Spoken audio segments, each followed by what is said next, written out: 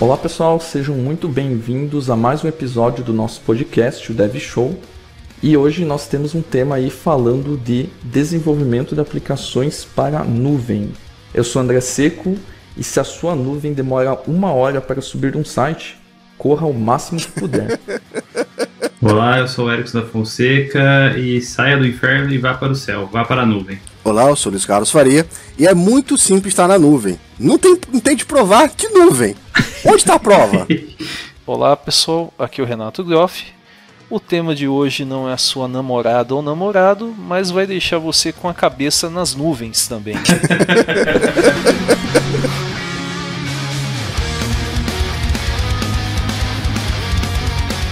Muito bem, pessoal. Então, para iniciar o nosso papo hoje falando aí de cloud computing, nuvem, migração, né? A gente vê muito esse cenário aí nas empresas do Brasil e do mundo também, né? Alguém que está num cenário on-premise, está num cenário aí local, trabalhando sem nenhuma conexão com a nuvem, como a gente conhece ela. E eu acho interessante a gente falar, né? Quais são os desafios para a gente convencer o cliente ou a gente como próprio funcionário da empresa convencer os nossos chefes a aceitar a nuvem e como a gente pode provar que isso é uma boa para a empresa. Então, pessoal, uma coisa que acontece bastante em empresas que não têm ainda um background, né, um contato maior com a nuvem, é sempre aquela questão de, poxa, vai ficar muito caro. Utilizar tal plataforma de cloud é caro demais, vai encarecer muito. Mas o que muitos gestores, por falta mesmo de conhecimento, até de alguém que possa orientar mais abertamente, né, poderiam se tocar, né, é o fato de que com a nuvem você consegue reduzir uma série de custos, né? Não significa que você não vai ter uma pessoa de infra especializada cuidando da sua nuvem, né? Uma ou várias, né? Dependendo do porte da empresa, do porte dos projetos.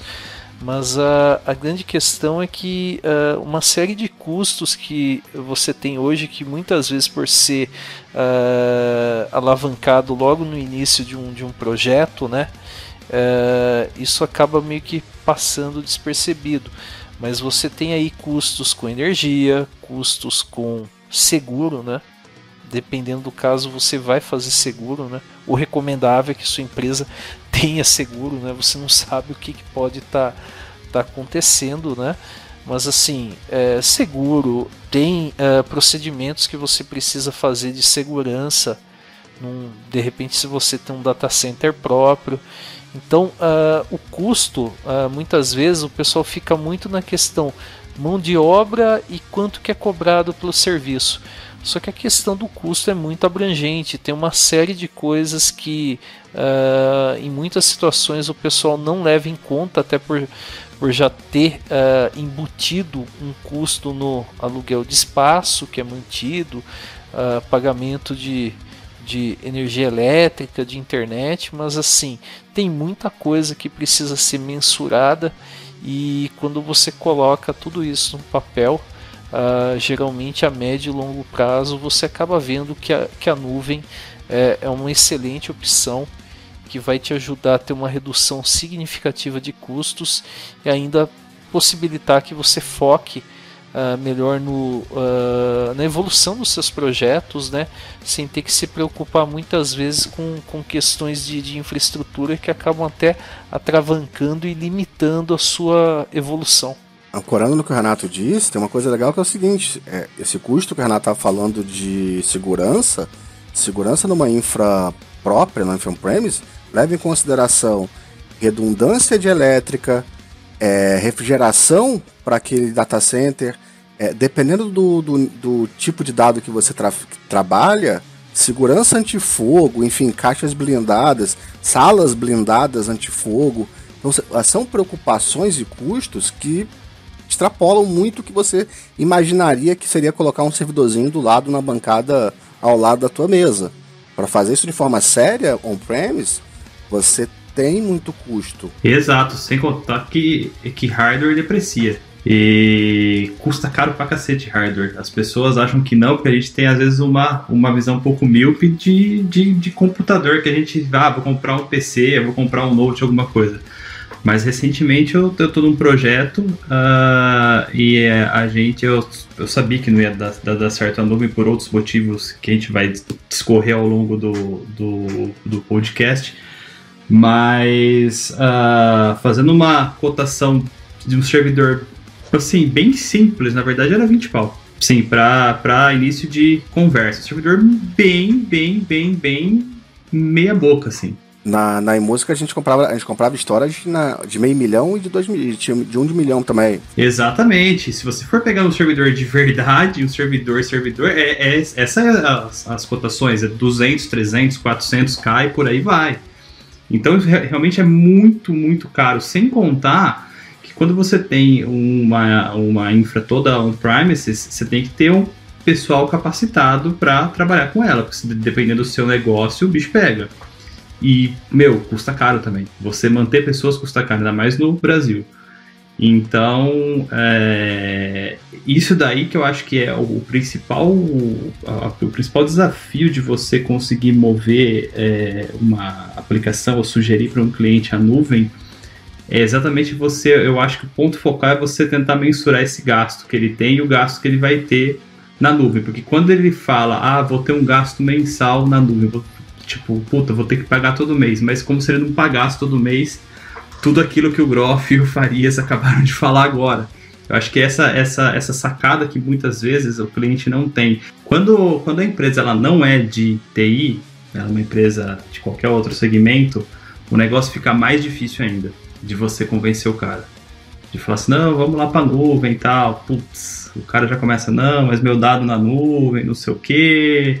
Mas veja bem, quanto eu vou gastar por mês, a gente já tem tudo aqui no meu pé e tá tudo funcionando e tal. Aí você fala, não, mas olha o tanto de gasto que você tem, não, mas já tenho todas essas aplicações assim, eu vou ter que mudar tudo. E aí é aquela coisa, né? As pessoas elas são relutantes à mudança por via de regra, né? Sim, acho que é o primeiro ponto, a questão que, como o pessoal falou, quando se está tentando convencer um cliente ou algum superior seu, a primeira coisa que ele vai ver é custo, né? A gente concorda nisso, que a primeira coisa que ele vai querer saber é se vai aumentar, vai diminuir, como que vai ser cobrado e tudo mais. Como o Erickson falou, muitas vezes eles não calculam esse custo invisível, né? Que beleza, você tem uma estrutura já on-premise, que já tem uma conta de luz, conta de N faturas, né? E às vezes isso não acaba entrando na conta como gasto para rodar a tua aplicação também, né? E o Luiz falou também da questão de que você precisa ter refrigeração, então isso talvez não entre na conta. Refrigeração, no break, tem uma série de elementos se você quiser fazer sério. Sabe que até a gente falou aí o que está mais diretamente relacionado, né? De internet, refrigeração, como o Luiz falou, mas até segurança patrimonial, né? Porque de repente você não leva em conta, claro. Se você está num condomínio de empresas, tem aí já essa parte de custo, mas dependendo do caso, você vai ter que colocar uma porta com algum dispositivo de acesso. Tem empresas que são assim para você entrar no data center. Então, assim, tem muitas variáveis aí para se chegar nesse custo. Às vezes, combinando algumas dessas variáveis, nem todas, você já nota de cara uma redução até que pode ser chamada de drástica, né? Sim, não só com equipamentos, também com o próprio pessoal que faz a segurança de entrada e saída do prédio. Não, com tudo. Pessoas que vão trabalhar em cima de servidores, um time inteiro de infra gigantesco. Porque como acho que o Groff mencionou, se o time for sério, o Groff não, o Faria mencionou, se você fizer um negócio sério, você tem que ter um time de infra muito bom, não é brincadeira, é um time grande, com pessoas capacitadas e tal, e, isso tem um custo bem alto também. Na nuvem você consegue diminuir esse custo também, na verdade. Levando em conta só o custo de pessoas, você em geral paga o teu custo mensal de infra. Exatamente. Sem comprar hardware nenhum. Então, assim, você hoje tem um custo de pessoas, sei lá, 20 mil reais de pessoas para 1, 2 pessoas, 3 pessoas, não sei quantos você gasta com 20 mil. Mas você teria isso, sei lá, de nuvem e não precisaria comprar hardware. Hoje você gasta 20 mil com as pessoas e compra hardware. Outro ponto também, foi falado de infra, né? O pessoal costuma ter uma falsa ilusão, isso mais da parte de gestores, que vai dar para cortar os quadros de pessoal de infra de maneira drástica. E não é por aí. Com certeza não. Não dá para você, por mais que com a questão do DevOps, com tecnologias como o Docker, que a gente fala bastante nos eventos, tal, simplificou muito aí para desenvolvedores também atuarem, auxiliarem o pessoal de infra. Não significa que você vai cortar o pessoal de infra, até porque se você for pensar dessa maneira, você vai ter o cara que cobra o escanteio e corre para cabecear a bola, e a ideia não é isso, né? Você vai ter profissionais especializados, né? É humanamente impossível alguém ser acima da média ao mesmo tempo em infra e desenvolvimento, não tem como. Não, você com certeza vai ter que ter um time de infra atuando independente de ser nuvem ou não. A diferença é que você consegue fazer isso com menos pessoas e de uma maneira muito mais rápida, né? Você tem um resultado rápido.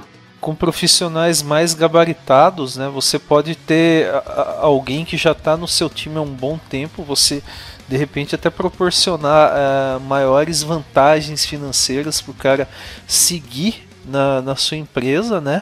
Mas claro, né? O cara vai ter que dar conta de uma série de questões, né? E até por não precisar gastar e sujar as mãos tanto com o que é clássico da infra, né? Tipo, deixa eu montar o servidor, deixa eu instalar tal coisa agora.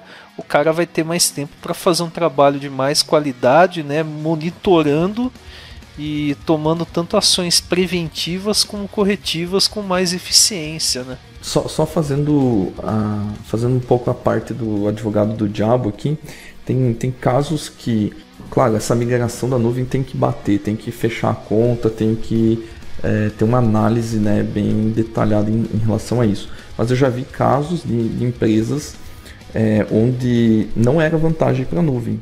E como que você chega nessa conclusão? Por N motivos, o pessoal até já comentou, talvez você tenha uma política interna que não permita que seus dados fiquem fora do ambiente on-premise. Também você tem o caso do próprio gerenciamento de custos, né, o planejamento em si dos custos. E no caso do Azure, né, que é a plataforma de cloud que a gente utiliza, que eu mais utilizo no caso, você tem a calculadora lá para poder prever ou pelo menos chegar bem perto do que é o teu consumo mensal de determinados recursos, ter um planejamento, ter uma estimativa de custos e ver se realmente vale a pena ou não sair do on-premise para a nuvem. Fora essa questão de pessoal e tal, que de certa forma você vai ter que manter, né? Porque o pessoal que cuida da infra on-premise, como o pessoal falou, também vai poder evoluir e começar a trabalhar na nuvem, gerenciar a parte da nuvem. Mas são casos e casos, né? Tem que analisar bem o cenário. Sim, é até legal que foi comentado isso, né? Outro ponto que eu vejo também que acaba muitas vezes servindo de resistência, né? Para que o pessoal migre para a nuvem, né? Tá na questão de, poxa vida, o que eu preciso, quanto que eu vou pagar exatamente por um serviço, né? Tem N fatores que podem influenciar, né? Você vai contratar um serviço selecionando uma infra, né? Para manter ele, só que você tem que levar em conta também que o nível de utilização daquele serviço vai influenciar diretamente no preço, né? E inclusive, né, muitas vezes assim o pessoal fala, nossa, mas aumentou bastante, mas poxa, qual que foi o nível de utilização? De repente você está com um site que está tendo milhares, milhões de acessos diários, né, teve um crescimento alto, isso provavelmente influenciou no faturamento da sua empresa e significa que, como você está faturando mais, consequentemente você pode estar tendo um lucro maior, você vai precisar evoluir com essa infra, né? O Ericsson até ele fez algumas palestras recentemente sobre Azure que eu acompanhei, né? Seja de eventos que a gente organizou ou mesmo o MVP Conf, por exemplo. Muitas vezes você tem serviços do Azure que, se você está num projeto de médio ou pequeno porte, dá para você ter um gasto mínimo com isso, um gasto irrisório mesmo. E claro, se a sua empresa crescer bastante, se aquela ideia que você traduziu num projeto crescer bastante, o custo vai aumentar e você vai ter que selecionar uma infra mais parruda, né? Exatamente. Eu acho que é o primeiro passo. Eu até falo, antes de qualquer migração ou de qualquer coisa que você queira fazer, ou criar uma aplicação e colocar ela na nuvem, ou migrar uma aplicação e colocar ela na nuvem, eu penso que o primeiro ponto é você realmente entender o negócio, né? Entender ou se essa aplicação ela já existe, você entender mesmo o negócio, por que ela foi feita, o que ela realmente faz, com o que ela se integra, ou se você tem uma ideia de produzir um sistema e quer pôr ele na nuvem. Então, acho que assim, o primeiro ponto, na verdade, é você entender o negócio, o que eu estou planejando, o que o meu sistema faz, o que o meu sistema eu quero que ele faça. E aí você consegue mensurar, mais ou menos através, até eu acho que o André falou, com a própria calculadora do Azure, você começa a mensurar os pontos e aí você começa a ver se vale a pena ou não, e com o negócio fluindo, como o Groff mencionou, a coisa começa a andar e você começa a ter serviços melhores, aí começa a pegar uns serviços mais parrudos.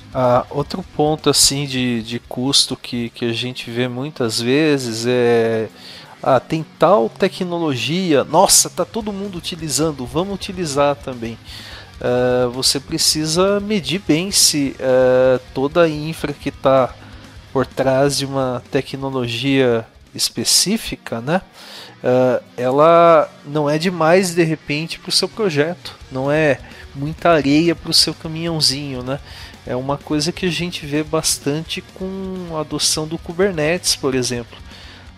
Chega e a pessoa fala, poxa, eu preciso de 10, 20 instâncias da minha aplicação rodando. Pegando o caso do Azure, né?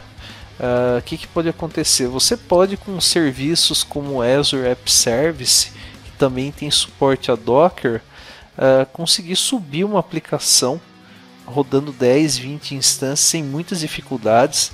Dá para integrar com Azure DevOps, com Jenkins facilmente, né? E você vai ter um custo muito menor do que jogar essa aplicação que, tudo bem, é importante para o seu negócio, importante para a sua empresa, mas que uma infraestrutura como o Kubernetes seria um pouco demais para a sua demanda, né? Exatamente. Eu vi uma frase outro dia, não lembro de quem foi para dar os créditos, mas enfim... você não deve utilizar uma tecnologia pela tecnologia em si, né? Você tem que ter uma motivação que seja atender o negócio, que seja o mais correto, né? Então, vai utilizar Kubernetes só porque está no hype e todo mundo está falando sobre isso. Não, né? Você vai utilizar se você precisar. É essa necessidade que vai justificar o custo que você vai ter e vai ter que se explicar aí para o seu superior por que você está provisionando um recurso desse tipo. Então vai depender muito da sua necessidade mesmo. No caso de Docker e Kubernetes, você tem ali alguns argumentos possíveis. Primeiro, que você tem a transparência numa subida do ambiente local, então você consegue fazer alguma coisa no seu ambiente on-premise, reaproveitá-lo, inclusive, faz sentido quando você tem hardware alocado já comprado de anos. Você consegue migrar isso para a nuvem com certa facilidade e você consegue fazer uma coisa que você não conseguia até então, trocar de nuvem. Você consegue rever custo e entender, posso trocar de uma nuvem para outra. O meu ponto de abstração antigamente eram as máquinas. Em algum momento você tem a entrada do PaaS e você passa a usar produtos que te dão afinidade com a nuvem. Em outro momento, com Docker e Kubernetes, você passa a se preocupar agora com seu ponto de abstração é o Docker. Então todo mundo que roda Docker, todo mundo que roda Kubernetes, roda também a sua aplicação, enfim, e você não depende tanto daquela nuvem específica. Justamente, é como o Luiz falou, né? Justamente pelo fato do Docker trazer para você uma independência grande do ambiente em que vai ficar hospedado sua aplicação, você pode rapidamente mudar de repente de AWS para Azure, né? De repente é mais interessante para sua empresa estar com Azure. Você pode mudar sem grandes traumas, né? Você não vai estar preso a coisas específicas de um ambiente. De repente você trabalharia num ambiente lá, tem algumas características, você projeta, implementa a sua aplicação para se adequar a essas coisas específicas, né?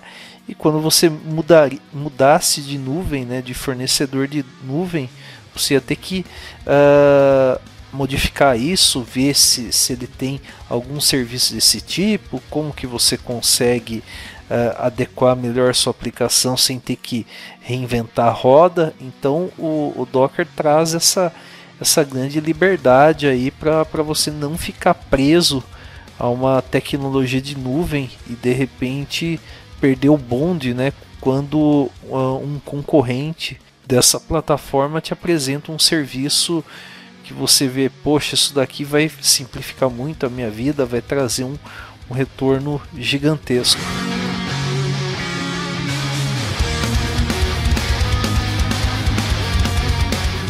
E a gente começou aí falando de nuvem, mas acho que é interessante falar para o pessoal, né, dar a nossa visão do que é nuvem, o que não é nuvem. O que vocês acham? Será que VPS é nuvem? Hospedagem compartilhada é nuvem? O que seria e não seria nuvem para vocês? Olha, eu sei que a gente pretende falar de IaaS, né, aqui, mas muitas vezes o pessoal com a nuvem, né, tem uma forte tendência, principalmente quando está começando a utilização, a querer simplesmente colocar a mesma infraestrutura que existe no on-premise na nuvem. Então, eu utilizo SQL Server ou Oracle. Beleza, vou montar uma máquina virtual para rodar isso. Quando você faz isso, você, na esmagadora maioria dos casos, não vai estar se beneficiando das vantagens que a nuvem oferece, né? Você vai estar simplesmente replicando o seu modelo on-premise remotamente, mas você não vai estar evoluindo muito e nem se beneficiando de uma série de vantagens que o modelo em nuvem traz para qualquer empresa ou projeto. Exatamente, eu acho que o maior ganho quando você fala de nuvem é você usar o serviço mesmo nuvem como plataforma, né, o PaaS. De você, exatamente, se você tem lá o SQL Server, você vai mover como um IaaS para a nuvem, beleza, não tem problema de você fazer isso. Mas acho que o ideal é você começar a utilizar a nuvem mesmo com o ganho que ela te proporciona, em questão de facilidade de você escalar a aplicação, de você fazer um deploy, de você usar tudo o que um serviço sobre plataforma te oferece, né? Que são vários, diga-se de passagem. E na minha opinião, eu considero vários desses serviços que eu mencionei, VPS, hospedagem compartilhada, como nuvem também. Só que é como o pessoal falou, a nuvem seria uma gama de serviços que são oferecidos atreladas a uma infra gigantesca, né? Por exemplo, a Microsoft com os data centers, a AWS e tudo mais. Abstraindo toda essa infra deles, eles oferecem um pacote gigante de soluções, sendo hospedagem a nível compartilhado, hospedagem dedicada e muitos outros serviços, né? Banco de dados. Aí você tem vários serviços que a gente poderia ficar falando aqui o dia inteiro, né? Tem muita coisa numa plataforma de nuvem. Acho que são todos daquela família alguma coisa as a service, né? Exatamente. Então entra aí plataforma as a service, database as a service, container as a service, enfim. Sim, e é interessante quando você vai para a nuvem, né? Quando você tende a migrar para um serviço que te oferece mais coisas, você garimpar dentro dessas soluções algo que atenda da melhor forma possível. Então, por mais que seja um pouco difícil a gente mudar o pensamento. Tá funcionando dessa forma, instalado o SQL Server, que nem o Erickson falou, diretamente num Windows Server. Então não vou subir uma máquina virtual lá e vou instalar o SQL Server. Se tem um formato que me atenda melhor, como o PaaS, por exemplo, né? Eu crio um serviço de SQL on Azure lá e posso somente fazer criar toda a minha estrutura de banco de dados nesse serviço. A infra fica por conta da plataforma de nuvem, né? Nesse caso do SQL Server, por exemplo, ou qualquer banco, para você manter uma máquina na nuvem, IaaS, em tese você gasta muito mais do que local. Então passa a não valer a pena, porque você precisa de um hardware muito específico, com a qualidade muito específica. Então trabalhar com PaaS te ajuda muito para esses casos de banco de dados. Eu acho que você tem ganhos ali, você tem que tomar esse cuidado do que como você está usando, como você planeja usar. Tem que se levar em conta isso também. E a questão dos dados também, ela é meio, como poderia dizer, meio polêmica, né? Quando a gente fala em nuvem, né? Porque por conta de uma série de restrições, regulamentações, tem empresas que acabam não podendo migrar completamente para a nuvem, né? Então tem esse ponto também a ser levado em conta, né? Para uma startup, por exemplo, que geralmente está começando do zero, um ambiente muito mais flexível, a nuvem é até um fator para acelerar o crescimento da empresa, né? Com a adoção de tecnologias, trazendo bastante agilidade, né? Mas no caso de uma empresa grande já estabelecida, né? Sobretudo a questão de gerenciamento de informação, né? Pode se revelar um empecilho para que a empresa mergulhe completamente na nuvem, né? Se você começar na nuvem, é muito mais fácil do que você migrando diversas aplicações para ela, né? Como você mencionou. Envolve muito do fato de que às vezes não dá para migrar, tem diversos problemas quanto a restrições de dados e afins. E quanto mais você vai se atrelando ao on-premises, mais difícil fica para você migrar, porque, como a gente iniciou, né, é mais difícil de você provar que compensa a nuvem, porque você passa, entre aspas, na cabeça do manager ou do gerente, de quem quer que seja, eu vou ter dois gastos agora. Eu vou ter um gasto na nuvem, eu vou ter um gasto aqui on-premises e o time todo, etc, tal, como a gente mencionou. Então, sim, começar na nuvem numa startup, você iniciar é muito mais fácil do que você começar a fazer essa migração toda. Mas o que eu tenho visto é que quando tende de fato a começar essa migração, eu acho que a pessoa ela decide fazer isso, ela vai e coloca o menor projeto na nuvem. Ela põe um projeto, ela vê que o negócio começa a funcionar, começa a dar menos problema, e que quando, por exemplo, assim, muitas vezes isso acontece, né? Tipo, você deu uma merda, você precisa de um backup, e quando você vai testar o backup não funciona. E a nuvem, ela já te garante isso aí também. Então, quando assim que a pessoa coloca um primeiro projeto na nuvem, ela começa a ver que a coisa começa a funcionar bem, é a porta de entrada para o resto, né? Acho que o grande ponto é perder o medo, né? E como o Erickson falou, partir para um projeto de menor porte vai possibilitar, né, que aconteça uma migração mais rápida, né?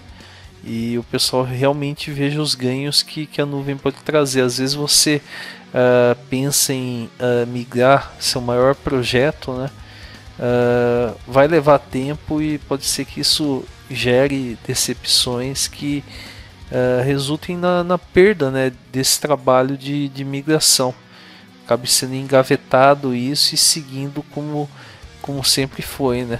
Tendo todas as dores de cabeça de gerenciar infraestrutura, licenças, tudo isso.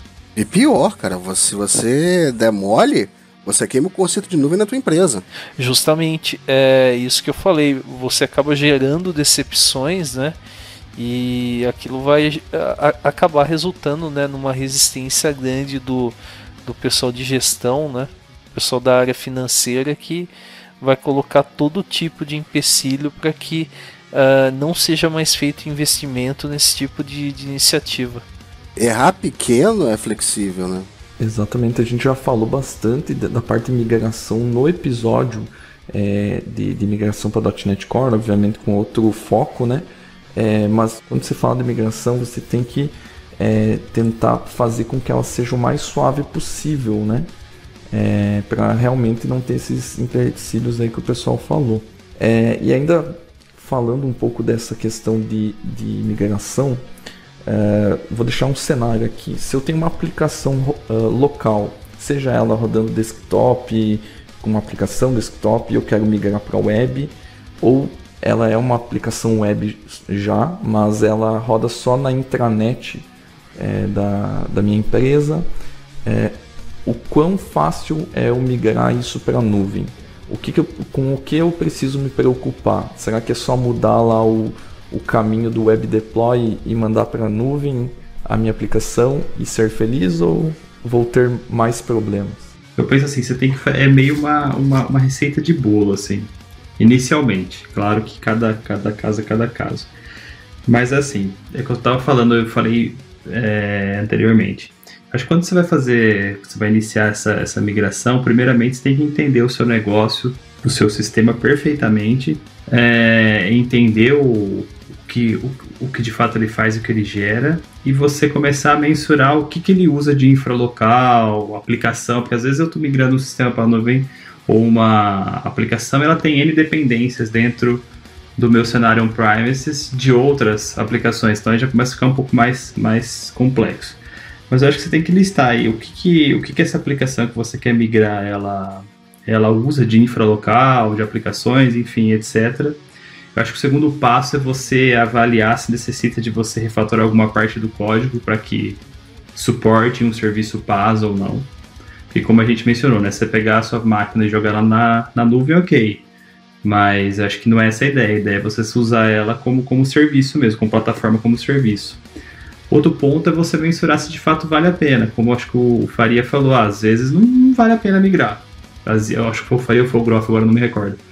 Às vezes você chega num ponto que você olha e fala, putz, acho que não vai rolar migração, não vale a pena. Às vezes tem cenários que isso pode acontecer. E eu acho que a partir desse ponto, se você viu que vale a pena e tal, eu acho que aí vale um estudo na nuvem para você ver, com base nisso, quais são os serviços da nuvem que pode acelerar essa migração e que pode tornar a sua aplicação melhor.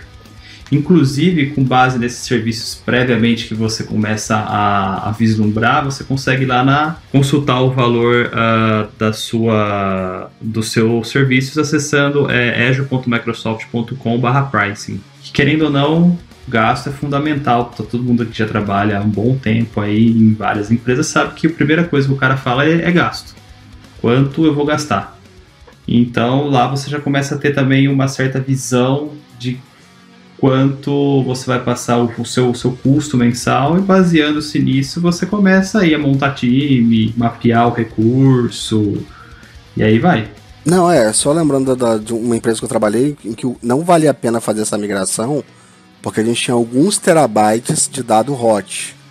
Então, e isso transformaria terabyte não, já era petabyte. Isso viraria um problema. Mas se a gente fizesse um esquema de usar dado code, então tem media code, que tem um delay aí de algumas horas para você ter ela disponível de volta para você, caso você precise, talvez valesse a pena. Então teria que mudar alguns sistemas, teria que mudar alguns projetos, algumas formas das coisas funcionarem para ser viável então migrar para uma nuvem, pensando em ter dado code e dado hot. Vamos lá, para dar uma nivelada na galera aí. O que é dado hot e dado code, Luiz? Pensa que eu tenho um arquivo para fazer upload, e esse arquivo, se eu consigo ler e escrever agora nesse arquivo, ele é hot, ele é quente. Tá? Então é um perfil de storage como o Lob Storage do Azure, como o S3. E o dado code é um dado que você bota num bucket e você manda ele armazenar num back-end lá de fita, sei lá como. É da cloud que cuida disso, mas ele tem um custo muito menor de armazenamento.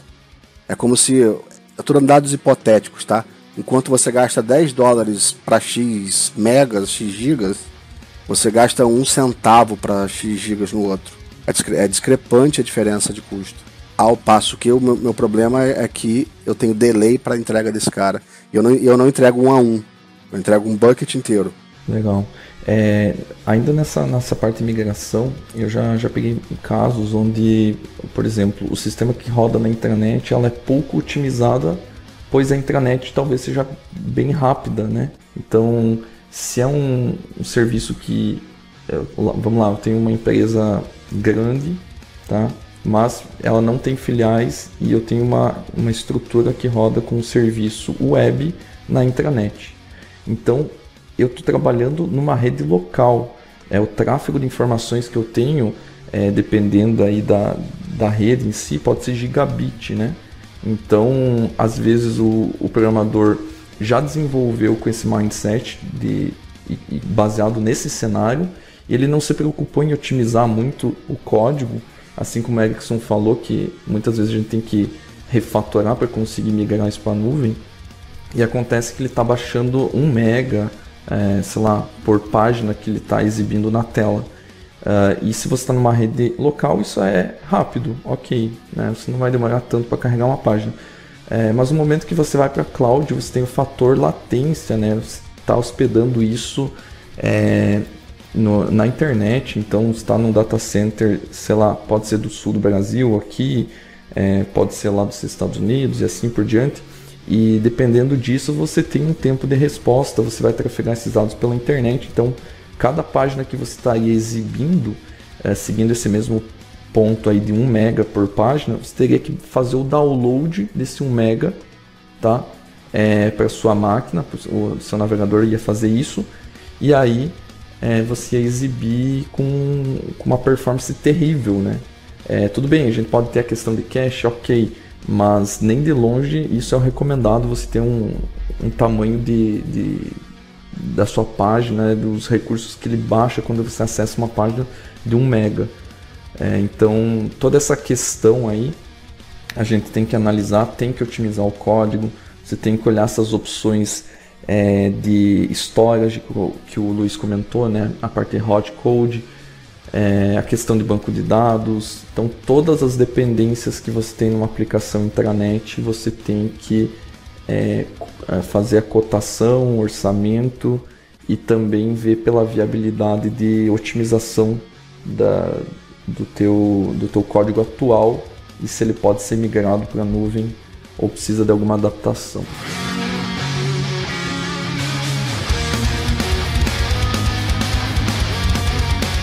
Então, pessoal, em termos de hospedagem, né, a gente faz bastante evento focado no Azure, né, por conta de sermos MVPs Microsoft, né, vários de nós têm mais contato com o Azure no dia a dia, né, mas assim, a gente tem várias possibilidades, né, você pode, por exemplo, sei lá, ter um site estático. Você pode utilizar uma conta de armazenamento para subir o seu site estático. A conta de armazenamento é um dos serviços mais baratos que a gente tem no Azure, né? Inclusive, assim, se de repente um site estático que foi desenvolvido em Angular, por exemplo, que você vai ter lá toda a parte do Node por trás, você consegue subir tudo isso, né? Usando a conta de armazenamento, até pelo fato de que é JavaScript puro, né? Só que, claro, se é uma aplicação que pode escalar ou já vai escalar de cara, essa não vai ser a melhor opção. Aí você já entra no território do Azure App Service, né?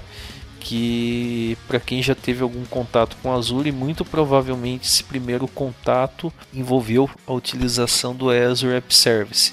O próprio Azure App Service, né, ele pode ser utilizado para deploy de uma aplicação utilizando imagens Docker, né? Tem um atalho chamado Azure Web App for Containers, que na prática é o App Service, mas trabalhando com Docker.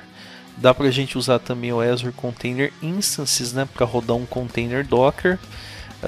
Cada recurso que você cria do container instances é um container, vai ter um IP, você pode associar um DNS, e a gente pode também utilizar a orquestração de containers na nuvem, né, com Kubernetes, né.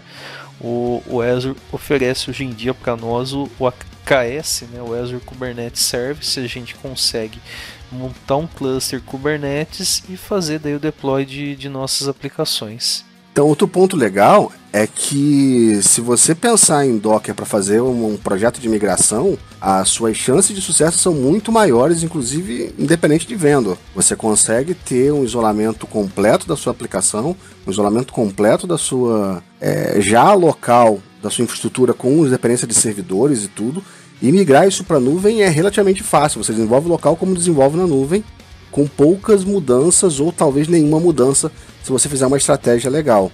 Vale a pena correr atrás de treinamento, de alguma coisa que te ajude nisso. Então, pessoal, eu acho que interessante o que eles estão falando em relação à parte de migração ainda, né? Tanto da hospedagem da sua aplicação, aí com a parte do Web Services, com a parte de serviços utilizando o Docker no Azure, também a parte de storage, né? Que a gente acabou comentando um pouquinho antes, podendo hospedar aí dados da forma hot ou cold, né?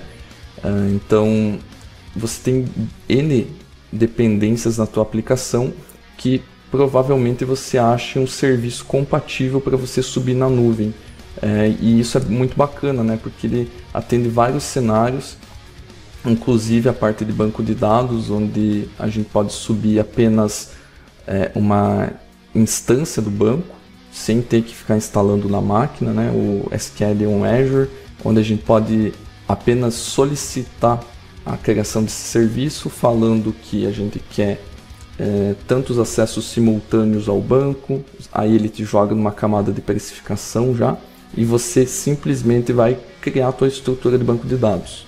Isso de nenhuma forma vai tirar o emprego do DBA, nem nada, né? Entrando num outro ponto aqui, nem dos profissionais de infra. Talvez eles migrem um pouco, vão gerenciar os próprios serviços na nuvem, não vai deixar de ter a necessidade desse profissional na sua empresa. E mesmo como você falou, né, assim, em termos de infra tal, a pessoa de infra, o conhecimento que ela já tem, que veio do ambiente on-premise, ou mesmo um DBA, né, segue, né, e em termos de aplicação, né, de repente, sei lá, você vai utilizar o Azure SQL, vai usar o Postgre, vai usar o MySQL, vai de repente usar o MongoDB via Cosmos DB no Azure. A mudança em termos de aplicação é a alteração de uma connection string, né? Exatamente, apesar que tem aqueles cenários que a gente comentou, né, que talvez tenha que fazer algumas adaptações e melhorias na performance, né, por estar trabalhando num outro ambiente. Mas a essência em si é basicamente trocar uma connection string e vai estar funcionando na nuvem, né, após subir o serviço.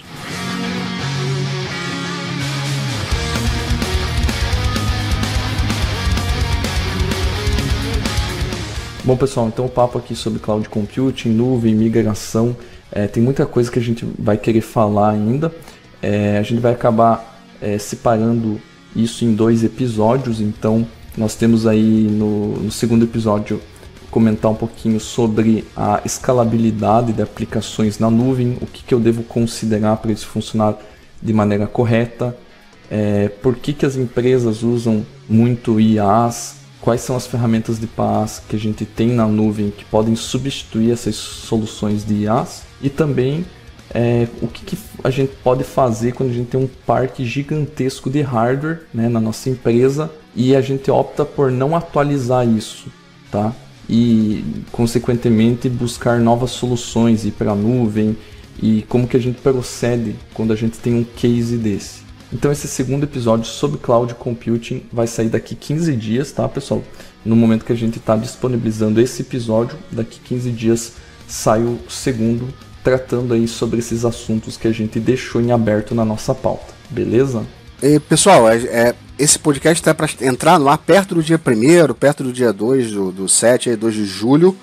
E a gente vai estar em pleno lançamento, eu e Renato, do nosso treinamento de Docker, cara. É o Docker definitivo. A gente vai falar sobre muita coisa boa, a gente vai fazer um aulão explicando não só sobre Docker, mas também sobre treinamento, sobre bastante coisa legal. O site já está no ar. Se você for no blog do Renato ou for no meu site, vocês vão achar o link para se inscrever. Então se inscrevam e vai ser muito legal. A gente tem muito a falar de Docker até o final do ano. Vai ser a gente está planejando o maior, mais intenso e mais abrangente treinamento de Docker do Brasil, beleza? Show de bola, a gente espera aí que vocês acompanhem, né? A gente, eu, Luiz, está sempre procurando produzir conteúdo sobre Docker. É uma tecnologia que a gente pode se considerar entusiasta, né, Luiz? Ah, sim, cara, quando eu comecei era só mato. Agora já tem até prédio em volta, né? Ah, sim, construí muita coisa. Show de bola. Então, fiquem atentos, né, pessoal? A gente está divulgando e espero aí que vocês possam estar participando e também indicando aí para amigos, aí, profissionais, colegas de trabalho que possam se interessar também. É isso aí, então, pessoal. Espero que vocês tenham gostado dessa primeira parte do episódio sobre Cloud Computing. Não esqueçam de interagir com a gente, mandar feedback lá no nosso site, devshow.com.br. A gente também está no Spotify, no iTunes, e você pode procurar a gente no seu app de podcast favorito. Procura lá DevShow, adiciona nos favoritos e fica ligado que a parte 2 desse podcast vai sair daqui 15 dias. Fechado? Valeu, pessoal. Até mais. Valeu! Falou, pessoal. Até mais. Valeu, pessoal. Até mais.